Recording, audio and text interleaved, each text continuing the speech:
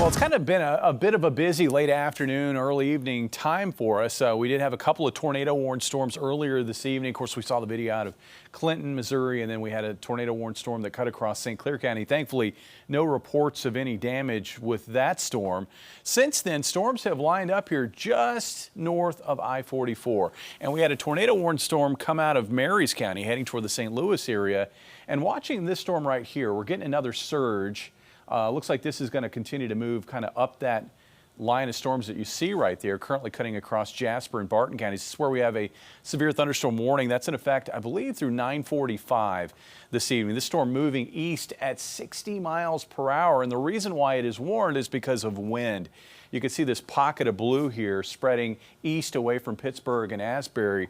That will continue to translate east across Jasper and I-49 probably over the next 15 minutes or so. And then from there, if this line holds together, we'll probably see some stronger winds impact areas like western Dade County and maybe even northwestern Lawrence County here in the next 45 minutes or so.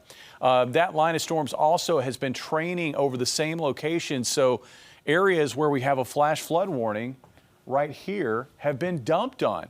This is rainfall over the last 12 hours. You can see our legend right here goes all the way up to that royal blue shade, that almost purple shade there, and that indicates radar estimates of 5 inches here southeast of Pittsburgh, southwest of Lamar, north of Joplin. And then within this whole axis right where we have the flash flood warning, many spots have picked up between 1 and 4 inches of rainfall over the last several hours, and that has led to some flash flooding concerns. Now, looking at the bigger picture, you can see here's our tornado watch. Further south, we also have an area of thunderstorms in Oklahoma. It looks like the emphasis with that round of storms is going to be toward the east, kind of cutting across Arkansas. Some of it may try to get into northern Arkansas, but I think the focus for that round of storms is probably going to be across central and maybe southern sections of northern Arkansas. This is probably the area we really have to watch for the next few hours as it slowly kind of shifts east, but also sags slowly toward the southeast with time across portions of southern Missouri. Now, looking at instability, what we find is that to the north and to the east, instability levels really fall off. So the expectation is as storms gradually kind of orient themselves more toward the east, they will weaken with time later tonight. But here over the next several hours through at least midnight, there is going to be some severe weather risk. I think we've transitioned to that phase of tonight's event where it's mainly going to be damaging winds we're watching for, with the possibility of a brief spin up also in play. The severe weather threat, I think, will end by 1 o'clock this morning. Looking at the forecast hour by hour, this is 10 o'clock. There's an area of storms right there getting into Dade County by that point. That will continue to surge east toward Laclede County. It looks like it's weakening at that stage, but we still got this line of storms. There's the activity coming across Arkansas.